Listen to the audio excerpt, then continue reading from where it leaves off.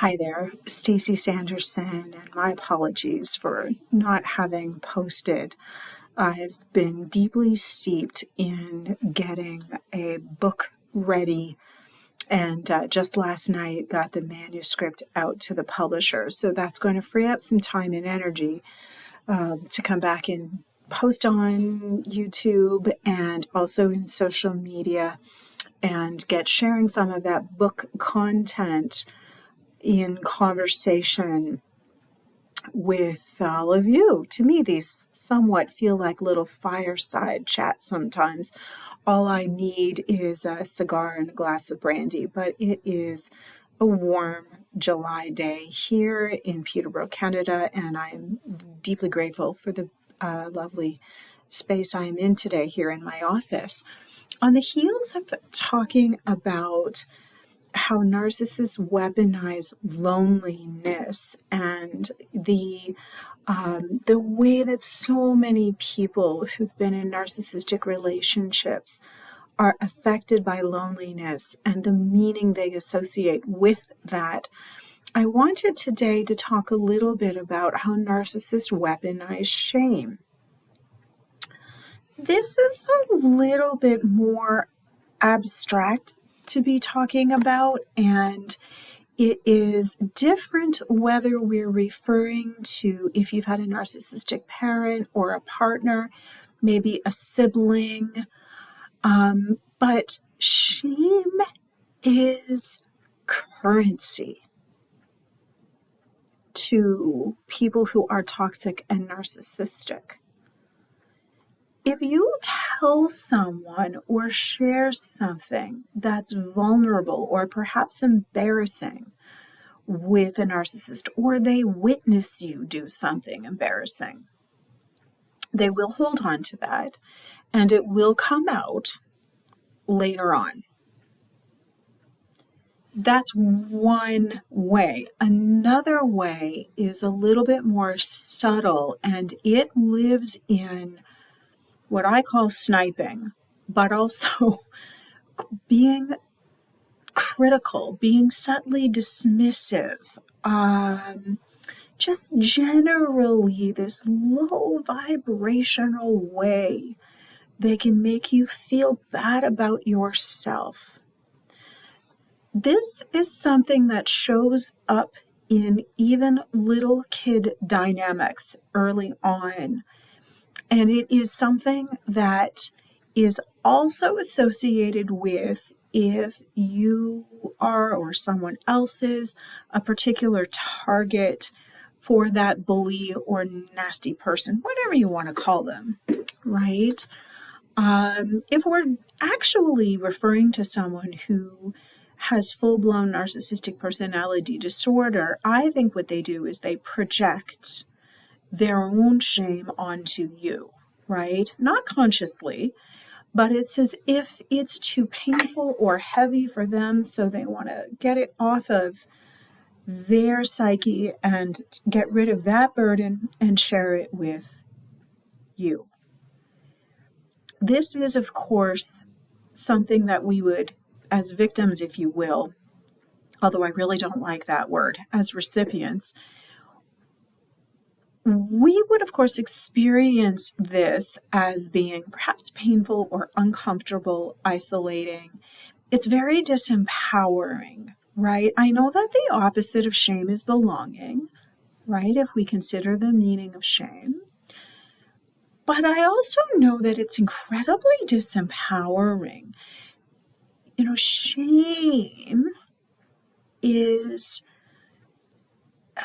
something that hits people's attachment vulnerabilities. So shame in its core is a fear of rejection that is rooted in deep feelings of unworthiness. So if you've been in a real sort of honeymoon, perhaps love bombing phase with a narcissist, be that a friend or a romantic partner, Shame is something that's going to be introduced gradually and insidiously, right? With little things like, oh, you're wearing that? Or, oh, what are you doing with your hair? Or, oh, like, that's what you're driving? It goes on and on. And you can particularly be on the receiving end of this sniping, condescension, the shaming about something that you know about yourself is worthy and good, or it may be a unique trait or gift you have, right? Maybe there's a particular way that you're good at putting yourself together, so someone makes a snide comment. Maybe you're quite gifted in the way you decorate your space, so someone takes a shot at that. It is not only the absence of a warm appreciation or respect, but it is basically intended to take you down a peg or two, right? Again, very disempowering. This is also something that happens in toxic systems. So in a family system, the scapegoat gets shamed. In perhaps a friend group, the target or the person who's a threat to the alpha is shamed. And then a similar dynamic can happen in the workplace, where if you have a narcissist who's climbing their way in the best sycophantic manner they can, they will use shame to make you look bad, to bring into the public eye whatever your flaws and faults are, to basically make you feel bad about yourself. Now, more insidiously, partners, parents use shame almost as a performance motivator. I know that sounds awful, but I think that there can be an element of shame that can make their kids or their partner do their bidding, do more. I spent a lot of times on the sides of soccer pitches, rugby pitches, unfortunately, competitive equestrian rings, and of course, the ubiquitous hockey arenas. And so you will see these parents make their kids feel bad so they'll perform better. And the worst possible kinds of sports coaches will do this as well. I actually think that this behavior is escalating in sports arenas. I mean, my kids are older. I'm not in that world anymore. But when I was, I noticed it was getting bad. I think it's getting worse now, or at least we're hearing more about it. But that's a really obvious way that shame is used to manipulate people.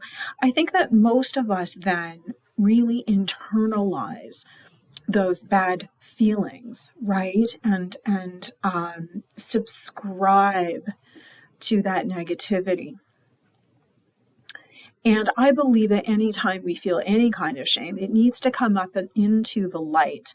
And we need to show up for ourselves with kindness and compassion. But if we witness this happening to someone else, we obviously need to show them love and compassion as well. It is a collective force of negativity that can best be answered collectively, right?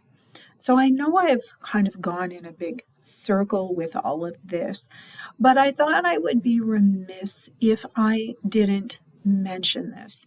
So if any of this resonates with you, if you have any questions about it, if you've had an aha moment or an epiphany, or you want to talk further about it, please go on into the comments. Love to see rich and robust conversation happening. I will just mention that shame is the running undercurrent in complex attachment-based and relational trauma. So I was going to bring that up. But if there are times in your life when you've been shamed by someone who is self-absorbed, toxic, narcissistic, take a moment right now, put your hand on your heart, and just let whomever you were in that moment that it's all good now and that you've got this and that I've got you. And shame is but a momentary inner experience. So I think it feels good to be back, and I look forward to connecting with all of you. Take good care, and we will talk soon.